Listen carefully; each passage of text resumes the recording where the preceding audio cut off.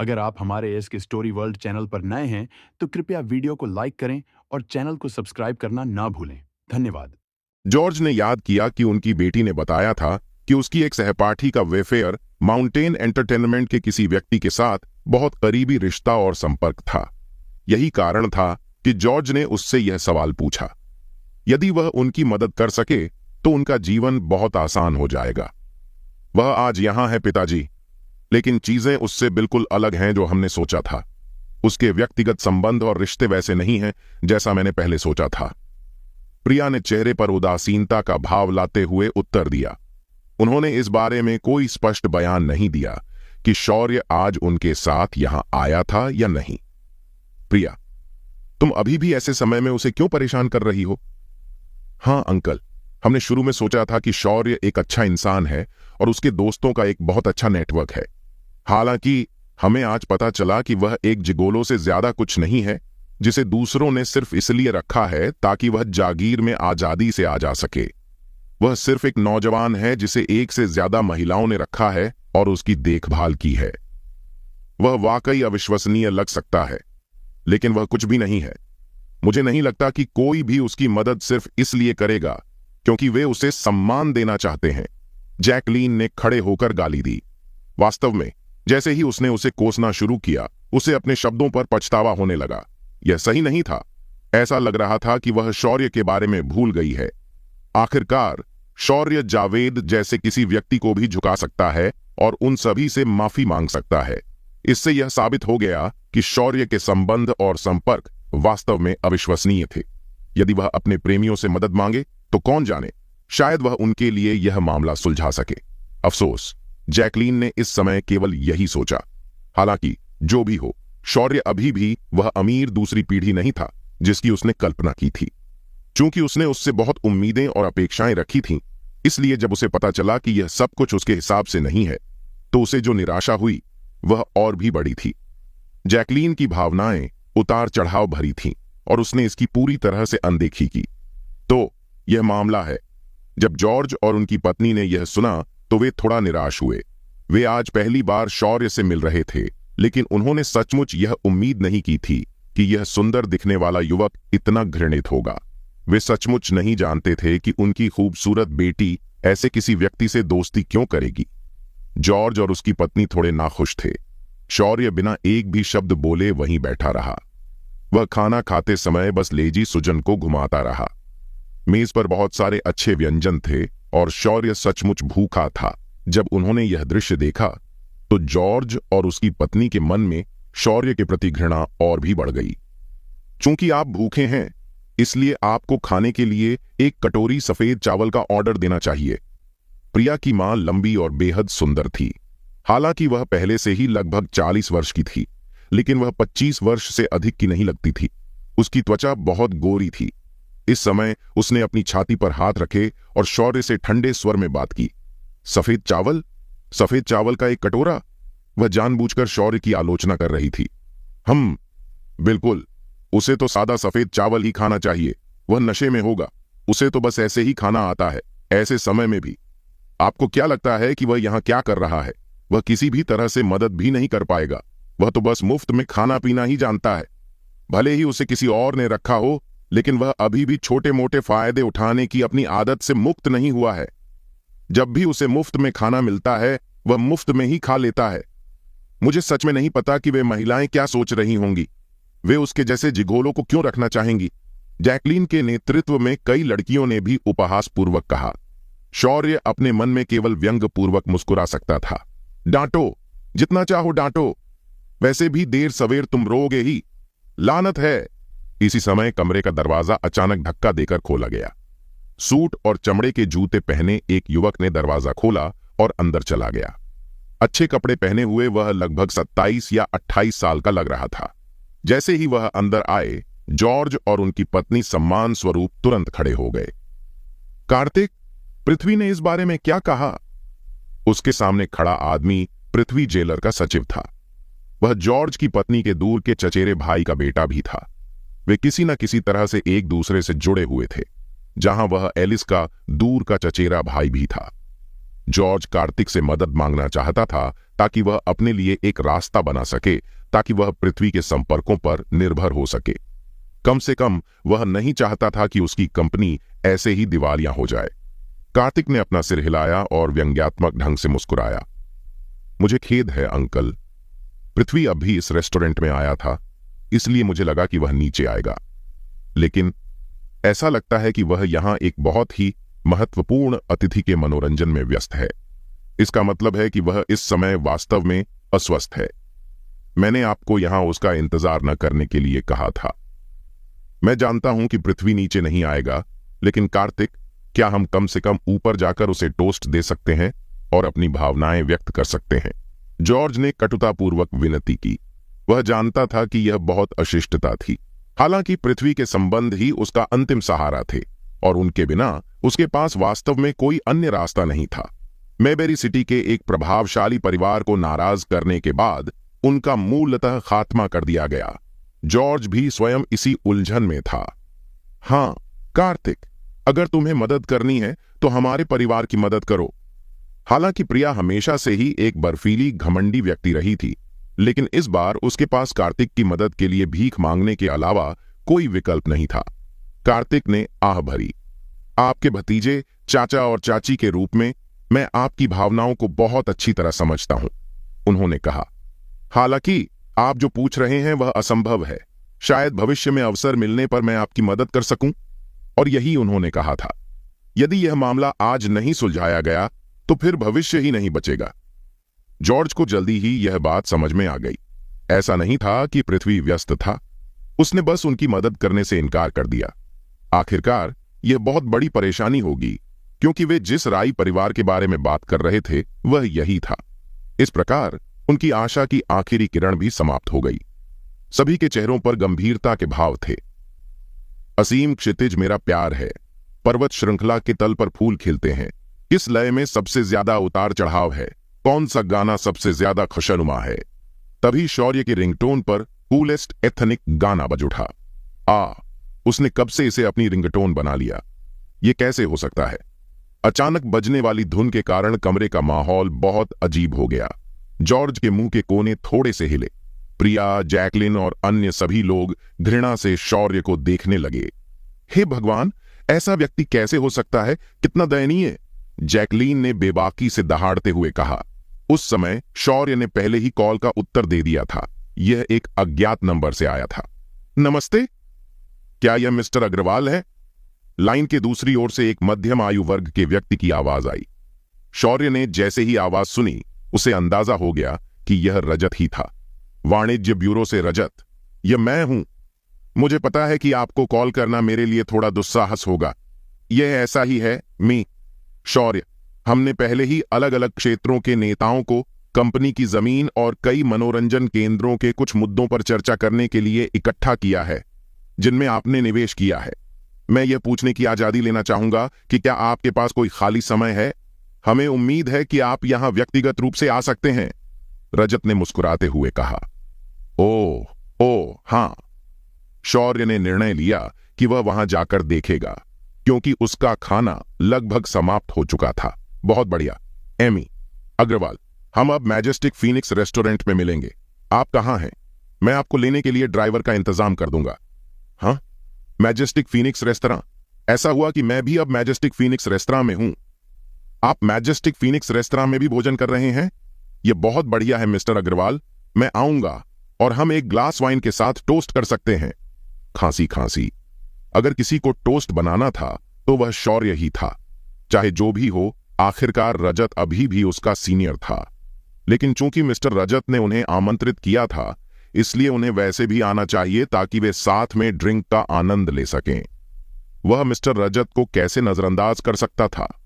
उसने मिस्टर रजत को अपना कमरा नंबर भी दे दिया। यह कोई बड़ी बात नहीं थी।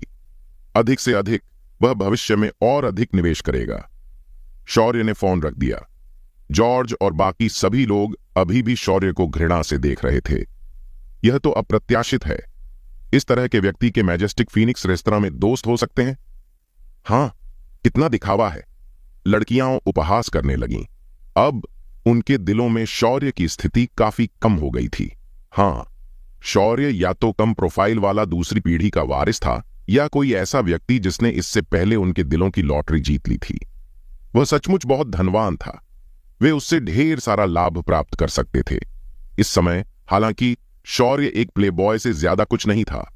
जब उसके पास पैसा था तो लोग उससे प्यार करते थे, लेकिन जब उसके प्रेमी उससे ऊब गए तो क्या होगा? तो फिर वह क्या होगा? परिणाम स्वरूप सभी का उनके प्रति आश्चर्यजनक रूप से एक जैसा रवैया रहा। तभी अचानक कमरे का दरवाजा खुल गया। बाहर बड़ी संख्या में लोग जमा थे। करीब 20 से 30 अधेड़ और बुजुर्ग लोग जो सूट और चमड़े के जूते पहने हुए थे बाहर जमा थे। वे सभी हाथ में शराब के गिलास लेकर दरवाजे के बाहर खड़े थे। जॉर्ज हक्का बक्का रह गया। यहां तक कि प्रिया और बाकी सभी लोग भी बहुत घबरा गए। क्या हो रहा था? जेलर, पृथ्वी जेलर, ये मिस्टर रजत, अध्यक्ष महेश, अध्यक्ष सतीश, आप लोग यहां क्यों हैं? जॉर्ज बोलते समय कांप उठा। उसके सामने खड़े 20 से अधिक लोगों में से कौन मेबेरी सिटी का प्रभावशाली व्यक्ति नहीं था। यहां तक कि वाणिज्य ब्यूरो से रजत भी यहां मौजूद थे। इसके अलावा पृथ्वी जेलर, जो जॉर्ज की नजर में सबसे प्रभावशाली और शक्तिशाली व्यक्ति थे, यहां भीड़ के बीच खड़े होकर हाथ में शराब का गिलास लेकर हंस रहे थे। क्या वे सब मेरे लिए यहां एकत्र हुए हैं? जॉर्ज एक धुंधली स्वप्न सी स्थिति में था। बैठ जाइए, कृपया बैठिए, जॉर्ज और उसकी पत्नी ने उत्साह से कहा। आप बहुत विनम्र हैं। हम यहां सिर्फ टोस्ट बनाने आए हैं और उसके बाद हम चले जाएंगे। रजत ने जॉर्ज के प्रति सम्मान प्रदर्शित करते हुए थोड़ा सा झुककर प्रणाम किया।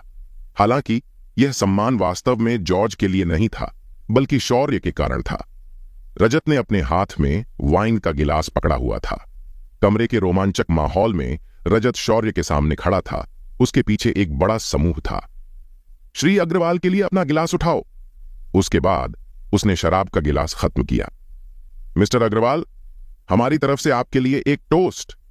रजत के पीछे इस परियोजना के निवेशक खड़े थे और उनमें से कई वाणिज्य ब्यूरो के अधिकारी थे। शौर्य भी अवाक रह गया। शुरू में उसने सोचा था कि रजत खुद ही यहां आएगा, यहां तक कि उसने प्रिया के मामले में उससे मदद मांगने के बारे में भी सोचा था। शौर्य ने कभी उम्मीद नहीं की होगी कि इतने सारे लोग एक साथ आ जाएंगे। अशिष्टता नहीं दिखाना चाहते थे, इसलिए उन्होंने जवाब में जल्दी से अपना गिलास खत्म कर दिया। इस दृश्य को देखकर जॉर्ज भी अचंभित रह गए। प्रिया अकड़ गई थी, वह चौंक गई थी और सदमे में थी। जैकलीन का मुंह इतना खुला हुआ था कि एक अंडा आसानी से उसके अंदर समा सकता था। बेशक शुरू में उन्होंने सोचा था कि वह एक प्लेबॉय के अलावा कुछ नहीं है, लेकिन उन पर उनका जो भी प्रभाव पड़ा हो, यहां तक कि वाणिज्य ब्यूरो के प्रसिद्ध वेस्ले रजत भी वहां उपस्थित थे। इसके अलावा वे सभी उन्हें मिस्टर अग्रवाल कहकर संबोधित करते थे। इससे क्या संकेत मोनिका? शौर्य सिर्फ एक अमीर प्लेबॉय नहीं हो सकता था। आखिरकार रजत मेबेरी सिटी के सबसे प्रमुख और प्रभावशाली लोगों में से एक था। श्री अग्रवाल, जब आपका भोज समाप्त हो जाए तो कृपया ऊपर आएं और उन मुद्दों पर चर्चा करने के लिए हमसे जुड़ें जिनका मैंने पहले उल्लेख किया था। इसके बाद रजत ने गर्मजोशी से शौर्य से हाथ मोनिकाया। जब युवक ने हाथ हिलाया तो वह यह सोचे बिना नहीं रह सका कि मेबेरी सिटी में रातों रात कितनी कंपनियां उभर कर सामने आएंगी। मेबेरी सिटी की अर्थव्यवस्था में पहले से ही काफी सुधार हो चुका था। यह सब इसलिए हुआ क्योंकि शौर्य ने अपने नाम पर कई बार हस्ताक्षर किए थे। वह बहुत शक्तिशाली और कद का युवा था, फिर भी शुरू से लेकर अंत तक कभी भी दिखावा या दिखावा नहीं करता था। वह अपने आसपास के सभी लोगों के साथ विनम्र रहता था। दुर्लभ, यह सचमुच दुर्लभ था। अपनी बात समाप्त करने के बाद रजत बाकी सभी लोगों के साथ कमरे से बाहर चला गया। इस समय कमरे में सन्नाटा था। कोई भी एक शब्द भी नहीं बोल रहा था। सभी खुले मुंह से शौर्य की ओर देख रहे थे। जॉर्ज और उसकी पत्नी ने मन ही मन सोचा। शुरू में उन्होंने सोचा था कि पृथ्वी सबसे महान व्यक्ति है, यद्यपि वह थोड़ा अहंकारी है। हालांकि अब ऐसा लग रहा था कि असली शक्तिशाली व्यक्ति तो उनके सामने खड़ा यह युवक ही निकला। शौर्य, उन्होंने तुम्हें क्या कहा? क्या उन्होंने तुम्हें मिस्टर अग्रवाल कहकर संबोधित किया? जैकलीन ने बड़ी मुश्किल से निकला। प्रिया भी हैरानी से शौर्य की ओर देखने लगी। यह सिर्फ एक शीर्षक है, शौर्य ने हल्की मुस्कान के साथ जवाब दिया। वह वास्तव में दिखावटी या दिखावटी नहीं दिखना चाहता था। यह देखकर कि चीजें कैसे बदल गईं, शौर्य खुद को थोड़ा शर्मिंदा महसूस करने से नहीं रोक सका। क्या शौर्य मेबेरी कमर्शियल स्ट्रीट के मिस्टर अग्रवाल हो सकते हैं? मिस्टर अग्रवाल? मेबेरी कमर्शियल स्ट्रीट वाले मिस्टर अग्रवाल? ऐसा लगता है कि यही एकमात्र कारण है कि मिस्टर रजत उनके प्रति इतने सम्मानपूर्ण रहे हैं, है ना? असंभव। ये कैसे हो सकता है? शौर्य संभवतः इतना अमीर कैसे हो सकता है? हर कोई अटकलें लगाता रहा, लेकिन दूसरी ओर जैकलीन को तो पूरी तरह से अविश्वास हो रहा था। अगर यह सच था तो वह सचमुच मरना चाहती थी। आपके आतिथ्य के लिए धन्यवाद अंकल और आंटी ब्रैडफोर्ड। यह घटना मेरे अच्छे भाई की गर्लफ्रेंड की जन्मदिन पार्टी के कारण हुई। मुझे आपकी ओर से इससे निपटने की अनुमति दें। कृपया मुझे माफ करें। मैं ऊपर अपने कमरे में जा रहा हूं। जिस तरह से लोग उसे घूर रहे थे, उससे लग रहा था कि अगर शौर्य और अधिक समय तक वहां रुकता तो उसे बहुत असहजता होती। इसलिए उसने भागने का यह अवसर लिया। जब उनसे पूछा गया कि क्या वह मेबेरी कमर्शियल स्ट्रीट से आए मिस्टर अग्रवाल हैं, तो शौर्य ने न तो इसकी पुष्टि की और न ही खंडन किया। कमरे से बाहर जाने के बाद शौर्य ने जैक को फोन किया और उसे मामले को निपटाने के लिए मध्यस्थ के रूप में आगे आने को कहा। जैक ने भी तुरंत इसका अनुसरण किया। प्रिया, क्या तुम गलत हो सकती हो? क्या तुमने नहीं कहा था कि वह एक प्ले बॉय था? जॉर्ज ने खेद के भाव से पूछा। यदि उसे पता होता कि यह सच है तो वह उसका मजाक नहीं उड़ाता और उस पर व्यंग्य नहीं करता। इससे पहले जब रजत ने जॉर्ज को थोड़ा झुकाया तो वह इतना उत्साहित हो गया कि उसकी पैंट में पेशाब ही लग गया। प्रिया ने खुद से कहा, असंभव, इस सब के पीछे कुछ छिपा हुआ होगा। शौर्य संभवतः मेबेरी कमर्शियल स्ट्रीट का मिस्टर अग्रवाल कैसे हो सकता है? मामले को बदतर बनाने के लिए हमने इस बार राय परिवार को भी नाराज कर दिया। शौर्य संभवतः एक शब्द से यह कैसे तय कर सकता था? निस्संदेह इस मामले की जानकारी ने सुनने वालों पर बहुत बुरा असर डाला होगा। तभी अचानक जॉर्ज का मोबाइल फोन बज उठा। जब उसने वह नंबर देखा तो वह आश्चर्यचकित रह गया। यह मैं हूं। हेलो? ठीक है, ठीक है, ठीक है। हाँ, आपने क्या कहा? यह बहुत बढ़िया है। धन्यवाद, बहुत बहुत धन्यवाद। जॉर्ज ने उत्साह में फोन रख दिया। सबने उसकी ओर देखा। प्रिया, इस बार हम वाकई एक बहुत ही नेक इंसान से मिले हैं। सच में। शौर्य, नहीं, मिस्टर अग्रवाल वाकई हमारे हितैषी हैं। वाणिज्य ब्यूरो के एक वरिष्ठ ने मुझे अभी अभी फोन करके बताया कि एक बहुत ही शक्तिशाली और प्रभावशाली व्यक्ति अभी अभी आगे आया है। मामला सफलतापूर्वक सुलझा लिया गया है, जॉर्ज ने कहा। यह सुनते ही प्रिया कमजोरी से अपनी कुर्सी पर गिर पड़ी। सब कुछ वास्तव में शौर्य से जुड़ा हुआ था। वह वास्तव में बहुत शक्तिशाली था। लेकिन यह क्या हो रहा था? यह शौर्य कौन था? हर किसी के दिल में संदेह था। शौर्य पहले से ही ऊपर अपने कमरे में था। उसने जैक को कनिका के छात्रावास के लोगों, प्रिया और जैकलीन दोनों के परिवारों की मदद करने के लिए बुलाया था। हालांकि उसे कुणाल की परवाह नहीं थी और वह उनकी परवाह नहीं करना चाहता था। वैसे भी उनका उससे क्या लेना देना था? शौर्य ने इस मामले के बारे में और नहीं सोचा। कमरे में प्रवेश करने के बाद वह रजत और अन्य लोगों के साथ शराब पीना जारी रखा। जहां तक रजत द्वारा बताई गई आवश्यक बातों का प्रश्न है, तो वह केवल यह आशा कर रहे थे कि शौर्य उस दिन उद्घाटन समारोह में उपस्थित हो सकेंगे जिस दिन प्रमुख मनोरंजन प्रतिष्ठान खुलेंगे। चूंकि यह कोई मुद्दा नहीं था, शौर्य तुरंत सहमत हो गया। जब शौर्य कैंपस में वापस लौटा तो लगभग 11 बज चुके थे। वह अपने बिस्तर पर लेटा हुआ था, लेकिन बार बार करवटें बदल रहा था क्योंकि उसे नींद नहीं आ रही थी। डिंग डिंग! शौर्य के सेल फोन पर एक के बाद एक सूचनाएं आने लगीं। शौर्य, शौर्य, क्या तुम अभी तक सो रहे हो? चलो कल सुबह जल्दी हमारे स्कूल के पश्चिमी कैफेटेरिया में मिलते हैं। मुझे तुम्हें कुछ जरूरी बात बतानी है। तुम्हें इसका जवाब देने की जरूरत नहीं है। पहली नजर में यह मोनिका का एक टेक्स्ट संदेश था। अगली सुबह जल्दी। चूंकि वह शनिवार था, विशाल और बाकी लड़के अपने समय पर उठना चाहते थे। शौर्य ने भी उन्हें परेशान नहीं किया और स्वयं ही पश्चिमी कैफेटेरिया की ओर चल दिया। मोनिका जल्दी आ गई थी और वह पहले से ही वहां उसका इंतजार कर रही थी। वह नाश्ते के 2 सेट भी लेकर आई, अंडे और हैम के साथ तला हुआ चावल। मैंने तुम्हारे लिए कुछ चावल खरीदे हैं, जल्दी से खा लो, मोनिका ने मुस्कुराते हुए कहा। शौर्य बिल्कुल भी शर्मीला नहीं था। क्या हुआ मोनिका? तुम मुझे क्या बताना चाहती थी? उसने एक निवाला खाते हुए पूछा। मोनिका ने आज बहुत ही खूबसूरत कपड़े पहने थे। उसकी गोरी टांगें खुली हुई थीं और यह देखकर उसका दिल धड़क उठा। शौर्य उसे घूरने से खुद को रोक नहीं सका। हे, आज मेरी दादी का जन्मदिन है, मैं उनके लिए इसे मनाने वापस जाऊंगी। मोनिका ने पलकें झपकाईं। तुम्हें हिमांशी के साथ मेरे रिश्ते के बारे में पता होना चाहिए, है ना? मुझे तुच्छ होने के लिए दोष मत दो। वास्तव में मैं उन लोगों में से नहीं हूं जो तुलना करना पसंद करते हैं। फिर भी हिमांशी के साथ मेरा रिश्ता बहुत खास है। हम जन्म से ही ऐसे ही हैं। हमने हर चीज की तुलना की, किसका नाम बेहतर लगता है, कौन पढ़ाई में बेहतर है, किसने अच्छे कपड़े पहने हैं और किसकी सभी से ज्यादा प्रशंसा हुई है। मुझे नहीं पता कि वह प्रतिस्पर्धी स्वभाव के साथ पैदा हुई है या नहीं, लेकिन चाहे जो भी हो, मैं उससे हारना नहीं चाहती। ओह, ठीक है। क्या तुम समझे मैं क्या कहना चाह रही थी? मोनिका ने मुंह बनाते हुए पूछा। शौर्य को सब समझ में आ रहा था, यद्यपि बहुत कम। उन्होंने दुख जताते हुए कहा, मैं कुछ समझ नहीं पा रहा हूं। उसे वास्तव में समझ नहीं आया कि वह क्या कह रही थी। शायद ऐसा इसलिए था क्योंकि शौर्य एक बिल्कुल अलग माहौल में बड़ा हुआ था।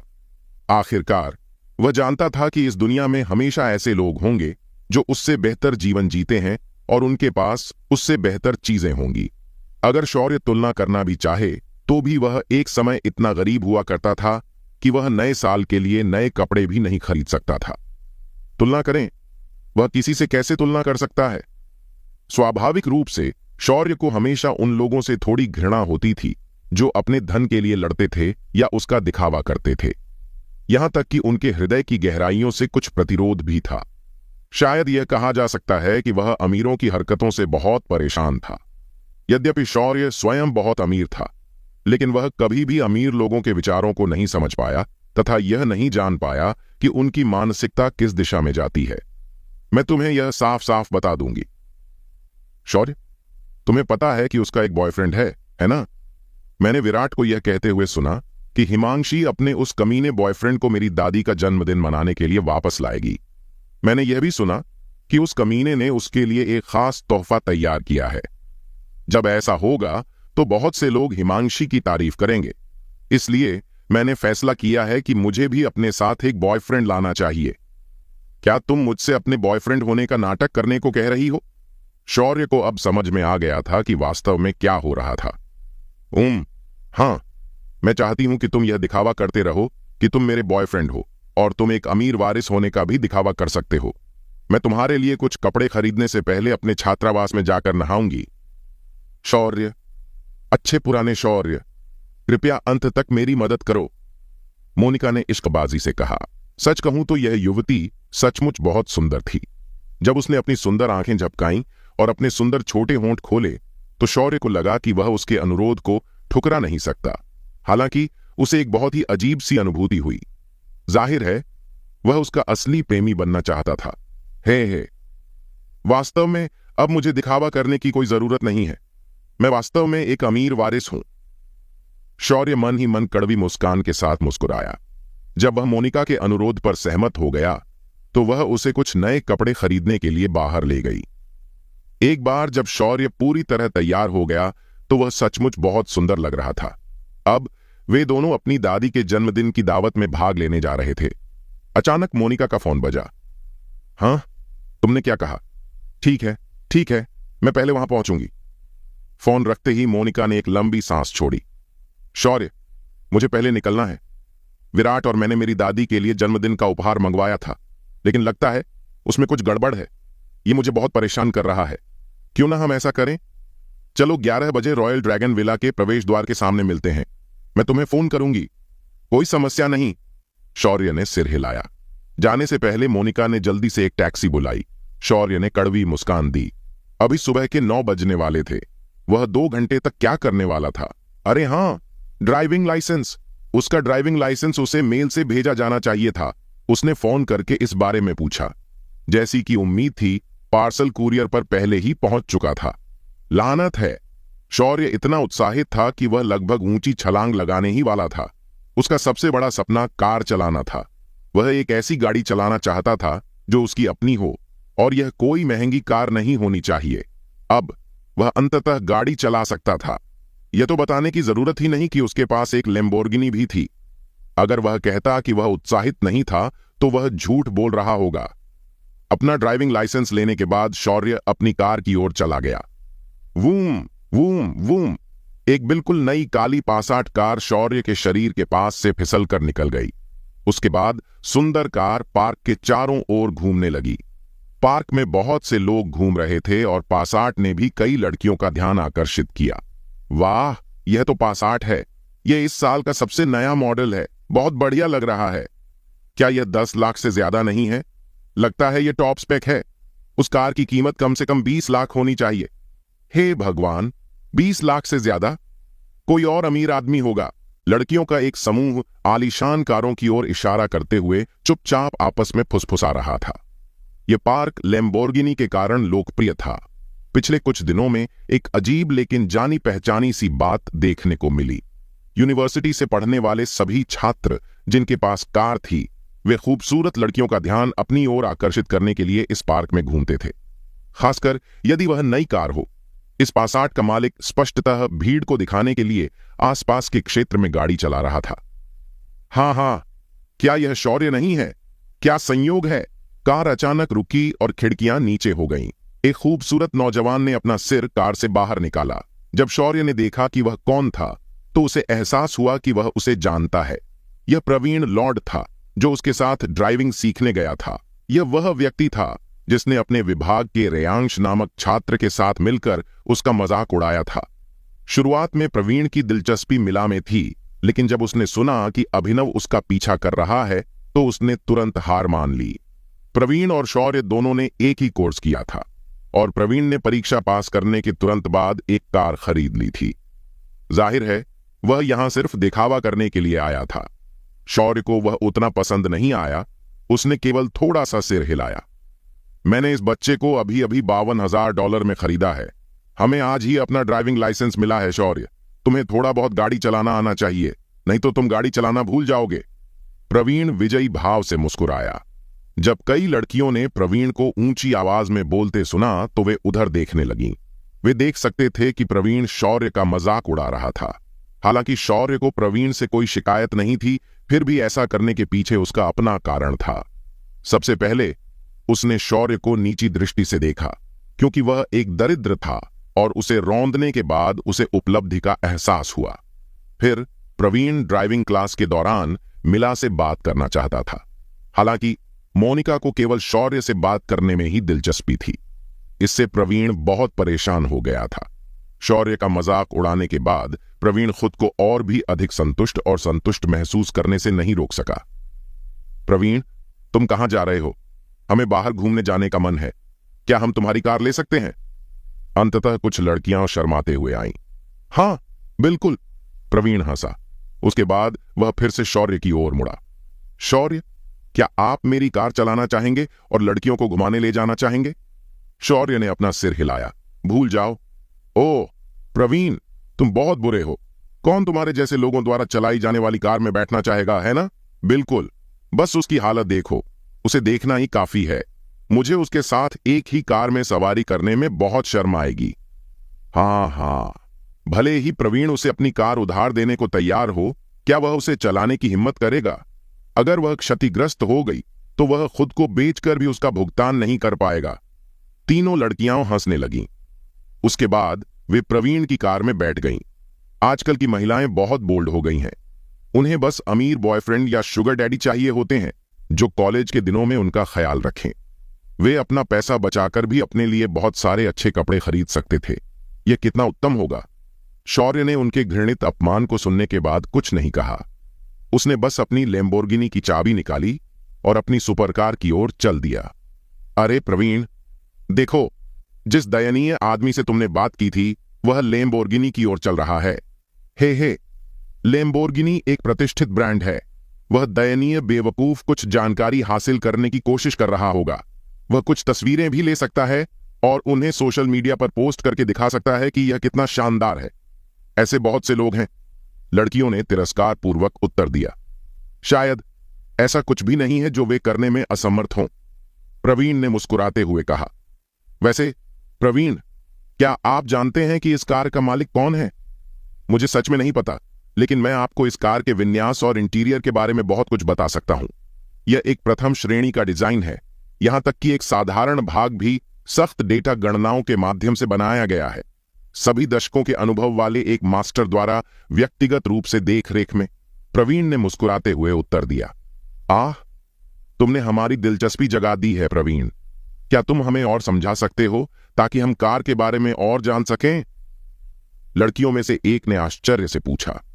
वे ऐसा सिर्फ इसलिए नहीं कह रहे थे कि वे लग्जरी कार के बारे में अधिक जानना चाहते थे, बल्कि इसलिए भी कह रहे थे कि वे बस समय बिताना चाहते थे। जरा सोचिए, अभी सुबह के सिर्फ 9 बजे थे, और अगर उन्होंने उसे कोई स्थान भी बता दिया होता और प्रवीण उन्हें वहां भेज देता, तो भी यह सिर्फ एक क्षणिक मुलाकात होती। अगर वे उसे थोड़ी देर के लिए रोक देते तो लंच का समय हो जाता। क्या प्रवीण को तब उन्हें लंच नहीं खिलाना चाहिए था? क्या इससे उनका रिश्ता और गहरा नहीं होगा? लड़कियां दिमागी खेल खेलने में बहुत अच्छी थीं। प्रवीण ने इस पर ज्यादा विचार नहीं किया और कार को किनारे पर पार्क करने के बाद लड़कियों के समूह को लग्जरी सुपरकार की ओर ले गया। उन्हें लैम्बोर्गिनी से जरा भी ईर्ष्या नहीं थी, क्योंकि वे अच्छी तरह जानते थे कि यदि वे जीवन भर भी बैल की तरह काम करते रहें तो भी वे इस मुकाम तक नहीं पहुंच पाएंगे। उसी समय शौर्य भी अपनी लैम्बोर्गिनी की ओर चल पड़ा था। एर्म, मिस, क्या आप एक तरफ हट जाएंगी? शौर्य अपनी नाक रगड़ते हुए एक लंबे बालों वाली लड़की को असहाय भाव से देख रहा था, जो अब निर्भीकता से उसकी लैम्बोर्गिनी के बोनट पर बैठी थी। तुम मुझे यहां से चले जाने के लिए क्यों कह रहे हो? तुम कौन हो? मेरे रास्ते से हट जाओ। लंबे बालों वाली सुंदरी उस पर चिल्लाई। इस आदमी ने नए नए कपड़े पहने थे और वे उस पर बहुत अच्छे लग रहे थे। हालांकि उसने पहले ही कई खूबसूरत वारिस देखे थे। वह खुद को कौन समझता था? उसकी हिम्मत कैसे हुई उसे हटने के लिए कहने की? बिल्कुल, ये सही है। तुम कौन हो? जरा अपनी तरफ देखो। हमें दूर जाने के लिए कहने का तुम्हें क्या अधिकार है? हे, मुझे पता है कि लड़कियां होने के नाते हम थोड़ी घमंडी होती हैं और हमें सेल्फी लेना अच्छा लगता है। इसके अलावा जब हम लग्जरी कारें देखते हैं तो हमें थोड़ी जलन होती है। मुझे वाकई उम्मीद नहीं थी कि कोई लड़का इतना घिनौना होगा, वह भी सेल्फी लेने के बारे में सोचता है। हाँ, खुद को शर्मिंदा करना बंद करो। लंबे बालों वाली लड़की को घेर कर बैठी लड़कियां एकजुट हो गईं और शौर्य को अपमानित करने लगीं तथा उसका मजाक उड़ाने लगीं। शौर्य अहंकारी और असभ्य टिप्पणी से स्तब्ध रह गया। लानत है, उसने सिर्फ एक वाक्य कहा और इतने सारे लोगों ने उस पर हमला कर दिया। प्रवीण शौर्य के पास गया, अपनी नाक ऊंची करके व्यंग्यात्मक लहजे में बोला, भाई शौर्य, तुम क्या सोच रहे हो? सेल्फी क्यों ले रहे हो? क्या तुम चाहोगे कि मैं तुम्हारी मदद करूं? उसके बाद उसने तुरंत अपनी नजर सामने वाले हुड पर बैठी हॉट लड़की पर घुमाई। सुंदर, आप जब तक चाहें कार के हुड पर बैठ सकते हैं। लैम्बोर्गिनी की चेसिस किसी भी अन्य सुपरकार की तरह नहीं है। ये ठोस है, ये निश्चित रूप से आपके हल्के शरीर का सामना कर सकेगी। हा, शुक्रिया हैंडसम, तुम बहुत मीठी बातें करते हो, कुछ बहुत ही घिनौने आदमी की तरह नहीं। वैसे हैंडसम, क्या तुम मेरी एक तस्वीर ले सकते हो? इस कार के साथ मुझे दूर से कैद करो। लंबे बालों वाली इस सुंदरी पर प्रवीण की बहुत अच्छी छाप दिखी। बेशक प्रवीण उसकी तस्वीर खींचने के लिए बहुत उत्सुक था। आखिर उसने पासार्ड क्यों खरीदी? वैसे भी क्या यह सब महिलाओं के लिए नहीं था? उन्होंने अनुरोध पर जोर से सिर हिलाया। कहो भाई शौर्य, क्या तुम शॉट को रोकना बंद कर सकते हो? प्रवीण ने अपना सिर हिलाते हुए शौर्य को याद दिलाया, जो कार के पास खड़ा था। लानत है, चले जाओ। लंबे बालों वाली सुंदरी ने अधीरता से हाथ हिलाते हुए चिल्लाया। हे, मुझे डर है कि तुम लोगों को ही चले जाना चाहिए। शौर्य ने ठंडे स्वर में उत्तर दिया। शुरू में उसके मन में एक बहुत ही साधारण विचार आया। वह चाहता था कि सुंदर लड़की एक तरफ हट जाए ताकि वह अपनी कार चला सके। उसके बाद वह जो चाहे तस्वीर ले सकती थी। इसके बजाय उसके इस उदार व्यवहार का उपहास किया गया, यहां तक कि उस हॉट लड़की ने उसे डांट भी लगाई। यह प्रवीण के लिए विशेष रूप से सच था। उसे देखते ही वह रहस्यपूर्ण हो गया। क्या उसने शौर्य का इस्तेमाल सिर्फ इसलिए किया था ताकि वह लड़कियों के सामने बहुत अमीर और आकर्षक दिख सके? क्या वह शौर्य की विनम्रता का उपयोग यह साबित करने के लिए कर रहा था कि वह कितना मजबूत और सक्षम है? क्या वह अपने अहंकार को संतुष्ट करने के लिए उपहास कर रहा था? शौर्य को लगा कि अगर वह इसी तरह चुप रहा तो उसके लिए सब कुछ खत्म हो जाएगा। जल्द ही हर कोई उसे रौंद देगा। यदि ऐसा ही है तो फिर आप लो प्रोफाइल क्यों बने रहे? तुम किससे कह रहे हो कि चले जाओ? क्या तुम मुझ पर अपनी आवाज उठाने की हिम्मत कर सकते हो? लंबे बालों वाली सुंदरता सदमे में चिल्लाई। जैसे ही उसका उग्र स्वभाव भड़क उठा, उसने उसे मारने के लिए अपने हाथ ऊपर उठा लिए। Beep beep! अचानक लैम्बोर्गिनी की 4 लाइटें, जो 1 महीने से बंद थीं, चमक उठीं। तभी लगभग तुरंत ही इंजन धीमी गड़गड़ाहट के साथ चालू हो गया। दरवाजे खुले और ऊपर की ओर खुल गए। कार बहुत तेज चमक रही थी और तेज धूप में उसका शरीर चमक रहा था। ऐसा लग रहा था जैसे वह अपने मालिक के लौटने का लंबे समय से इंतजार कर रहा था। शौर्य ने अपने हाथ से चाबी नीचे रख दी। इसके बाद वह धीरे धीरे कार की ओर बढ़ा और सीधे ड्राइवर की सीट पर जा बैठा। इस समय वहां पूरी तरह सन्नाटा था। हालांकि 1 दर्जन से अधिक लड़कियां पास में खड़ी थीं। अचानक छाए सन्नाटे से ऐसा लगा जैसे दुनिया ने पहले से ही इसकी योजना बना रखी थी। पूरा इलाका एकदम शांत हो गया था। यह दृश्य देखकर सभी की आंखें खुली की खुली रह गईं। प्रवीण का मुंह और आंखें यथासंभव बड़ी हो गईं। यह शौर्य इस लैम्बोर्गिनी का मालिक निकला। आह! एक जोरदार कर्कश चीख ने संपूर्ण सन्नाटा तोड़ दिया। यह तो वही है, कार का मालिक तो वही निकला। आह! भाई, तुम बहुत हॉट आदमी हो। तुम्हारा नाम क्या है भाई? क्या मुझे आपका नंबर मिल सकता है? कुछ लड़कियां तो ऐसी भी थीं जो ऐसा व्यवहार कर रही थीं मानो वे अभी अभी अपने सबसे बड़े आदर्श से मिली हों। वे सीधे शौर्य की कार के सामने आ गईं। एक लैम्बोर्गिनी जिसकी कीमत 50 करोड़ है। यह एक ऐसी शानदार कार थी जिसका हर कोई सपना देखता था। अकेले कार ने ही इतना प्रचार पैदा कर दिया था। वे सभी बेसब्री से इस दिन का इंतजार कर रहे थे। अब कार का युवा मालिक आखिरकार उनके सामने आ गया था। शौर्य कार में था। हालांकि कार अच्छी तरह से ध्वनिरोधी थी, फिर भी वह बाहर लड़कियों की चीखें सुन सकता था। वास्तव में अब उसे बहुत अच्छा महसूस हो रहा था। वह अंततः अपनी कार चला सकता था, लेकिन सबसे महत्वपूर्ण बात यह थी कि वह अंततः अपना सिर ऊंचा रख सकता था। दीदी, दीदी! शौर्य ने अपनी कार की खिड़की नीचे कर दी। वह प्रवीण की ओर देखकर मुस्कुराया, जो अब पूरी तरह से अचंभित था। उसने कहा, प्रवीण, क्या तुम इस कार को चलाने की कोशिश करना चाहोगे? उसने मजाक उड़ाया। शौर्य ने उसी तरीके से प्रवीण से वही प्रश्न पूछा। प्रवीण केवल घुट घुट कर रह गया। वह इस कार को चलाने की जरा सी भी हिम्मत नहीं कर सकता था। उसका चेहरा भी हरा हो गया था।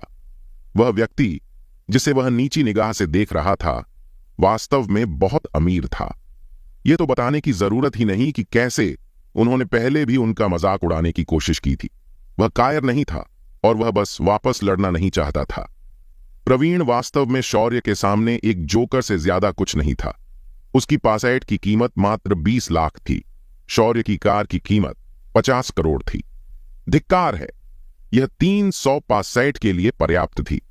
इससे भी बुरी बात यह थी कि प्रवीण को पता ही नहीं था कि उसने किसे या किस चीज को अपमानित किया है। जो 3 लड़कियां पहले प्रवीण की कार में बैठी थीं, वे भी अवाक थीं। शौर्य की कार के बोनट पर बैठी लंबे बालों वाली सुंदरी का तो कहना ही क्या। संक्षेप में कहें तो इस अविश्वसनीय दृश्य को देखकर हर कोई हैरान रह गया। शौर्य अराजकता के बीच गाड़ी चलाकर चला गया। यह पहली बार था जब शौर्य ने सार्वजनिक रूप से इस तरह का दिखावा किया। इसके अलावा उसने ऐसा सिर्फ इसलिए किया क्योंकि उसे लगा कि यह पहले से ही असहनीय था। अचानक शौर्य का फोन बज उठा। उसे मिला बुला रही थी। उसने तुरंत कॉल कनेक्ट कर दी। शौर्य, तुम कहां हो? तुम अभी तक यहां क्यों नहीं आए? जल्दी करो और आ जाओ। अगर तुम समय पर नहीं पहुंच सकते तो टैक्सी ले लो। मैं रॉयल ड्रैगन विला के प्रवेश द्वार के सामने तुम्हारा इंतजार कर रही हूं। ठीक है, मैं जल्द ही वहां पहुंच जाऊंगा, शौर्य ने उत्तर दिया। फोन रखने से पहले शौर्य ने मोनिका को घबराते हुए कहते सुना, मैं खत्म हो गई, मैंने गलती से गलत बात कह दी।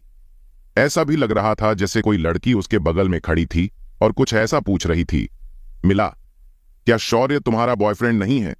क्या वह बहुत अमीर नहीं है या कुछ और? वह टैक्सी क्यों ले रहा है? लाइन के दूसरी तरफ की आवाज सुनने के बाद शौर्य ने ज्यादा नहीं सोचा। वह बस अपनी गति बढ़ाकर रॉयल ड्रैगन विला की ओर भागा। यह एक विला था जो माउंटेन वे फेयर एंटरटेनमेंट के समान था। इसमें मनोरंजन और खानपान की एकीकृत व्यवस्था थी। हालांकि जब सुविधाओं की बात आई तो इस जगह की तुलना माउंटेन वे फेयर एंटरटेनमेंट से बिल्कुल भी नहीं की जा सकती। बेशक इसके बावजूद यह अभी भी दूसरे और तीसरे स्तर के पारिवारिक समारोहों के लिए सबसे अच्छी जगह थी। मोनिका की दादी के जन्मदिन का भोज आज यहां आयोजित किया जाएगा। वहां पहुंचने के बाद शौर्य अपनी कार को पार्किंग स्थल के किनारे ले गया। ठीक है, ठीक है, ठीक है, ठीक है, ठीक है, हो गया। सुरक्षा गार्ड एक चाचा थे जो 50 वर्ष के थे और हकलाते हुए लग रहे थे। उनके आदेश के तहत शौर्य निश्चित रूप से कार को खाई में गिरा देता, यदि ऐसा उसकी अपनी लैम्बोर्गिनी में स्वचालित पार्किंग प्रणाली के कारण नहीं होता। शौर्य केवल असहाय होकर मुस्कुरा सकता था। चाचा को 2000 देने से पहले उसने अपना हाथ उठाया। वह उसे एक पैकेट सिगरेट देना चाहता था ताकि वह उसे पी सके। धन्यवाद, धन्यवाद, धन्यवाद, धन्यवाद। उसके पीछे पीछे उत्साहपूर्ण लेकिन धीमी गति से धन्यवाद की आवाज आई। एक ही समय पर विला के प्रवेश द्वार पर, हे भगवान, मोनिका, अब लगभग 11 बज चुके हैं। तुम्हारा बॉयफ्रेंड शौर्य अभी तक क्यों नहीं आया? एक युवा महिला मोनिका के पास खड़ी थी। वह लगभग 24 साल की लग रही थी। उसने चश्मा पहना हुआ था और उसके चेहरे पर एक ठंडा घमंडी भाव था, लेकिन बेशक वह निस्संदेह बेहद खूबसूरत थी। चिंता मत करो, शौर्य जल्द ही यहां आ जाएगा, मोनिका ने कड़वी मुस्कान के साथ जवाब दिया। उसकी दूसरी चचेरी बहन उसकी मौसी के परिवार की दूसरी बेटी थी। उसका नाम रीता था और वह बेहद खूबसूरत थी। बचपन से ही उसका मोनिका के साथ घनिष्ठ संबंध था। जब वह स्कूल में पढ़ती थी तब वह सबसे सुंदर लड़की हुआ करती थी। स्नातक होने और एक कंपनी में काम करने के बाद भी कंपनी में अभी भी उसके चारों ओर बहुत सारी मधुमक्खियां मंडराती रहती थीं। अपनी शक्ल सूरत के बावजूद रीता का व्यक्तित्व बहुत ही आक्रामक और घमंडी है। उसके मानक बहुत ऊंचे थे और उसे किसी भी आम लड़के में कोई दिलचस्पी नहीं थी। उसे स्नातक हुए 3 वर्ष से अधिक समय हो चुका है। आज तक रीटा के मन में कभी भी किसी गंभीर रिश्ते में बंधने का विचार नहीं आया था, लेकिन विडंबना यह है कि वह मोनिका के बॉयफ्रेंड में बहुत रुचि रखती थी। उसकी उसमें जो रुचि थी वह महज एक पारिवारिक स्नेह की तरह थी। खैर, चूंकि उसकी चचेरी बहन का एक प्रेमी था, तो क्या यह सही बात नहीं होगी कि वह उसकी जांच करके देखे कि क्या वह वास्तव में योग्य है? मोनिका, तुम्हें इतने लंबे समय तक इंतजार करवाने के लिए मुझे बहुत खेद है। शौर्य की आवाज अचानक सन्नाटे को चीरती हुई सुनाई दी। मोनिका ने शुरू में सोचा था कि शौर्य टैक्सी से आएगा। इस बात को ध्यान में रखते हुए उसने अपनी चचेरी बहन रीता को संभालने के लिए पहले से ही एक बहाना बना लिया था। लेकिन शौर्य ने मोनिका को तब आश्चर्यचकित कर दिया जब उसने उसे विपरीत दिशा से उनकी ओर आते देखा। शौर्य, तुम आखिरकार यहां आ ही गए। आओ, मैं तुम्हें अपनी सबसे अच्छी बहन से मिलवाता हूं। मोनिका ने शौर्य की बांह को प्यार से सहलाया। ये मेरी दूसरी चचेरी बहन रीता है। वह हमसे 4 साल बड़ी है। तुम्हें क्या लगता है? बहुत खूबसूरत है ना? शौर्य ने रीटा की ओर देखा और फिर हल्का सा सिर हिलाया। यह महिला सचमुच बहुत सुंदर थी। रुको, अगर तुम कह रहे हो कि मेरी चचेरी बहन सुंदर है, तो क्या इसका मतलब यह है कि मैं अब तुम्हारे लिए सुंदर नहीं हूं? मोनिका ने विनम्रतापूर्वक कहा, गंभीरता से। उनका अभिनय पूरी तरह से विश्वसनीय था। नहीं नहीं, तुम मोनिका हो। खैर, तुम दोनों सुंदर हो, तुम दोनों सुंदर हो। शौर्य ने अपने माथे से पसीना पोंछते हुए जवाब दिया। ओ मोनिका, शौर्य को चिढ़ाना बंद करो। रीता को अपने सामने युवा जोड़े को छेड़खानी करते देखकर थोड़ी असहजता महसूस हुई। शायद ऐसा इसलिए भी था क्योंकि वह काफी समय से अकेली थी और दूसरों को एक दूसरे के प्रति स्नेह दिखाते देखना उसके लिए मुश्किल था, जिसमें उसका अपना चचेरा भाई भी शामिल है। रीटा ने शौर्य की ओर देखते हुए अपनी बाहें मोड़ लीं। तो यह था मोनिका का बॉयफ्रेंड। उनका पहनावा वाकई बहुत अच्छा था और उनका लुक भी काफी अच्छा था। उनकी निगाहें दृढ़ थीं और वे बहुत आत्मविश्वास से भरे हुए दिख रहे थे। वह संभवतः उसे उसके प्रारंभिक प्रभाव के लिए 100 में से 9 अंक देती। उसके निर्णय से पता चलता था कि रीता कितनी ठंडी और अहंकारी थी, और निश्चित रूप से यही मुख्य कारण था कि वह अब तक प्रेमी नहीं ढूंढ पाई थी।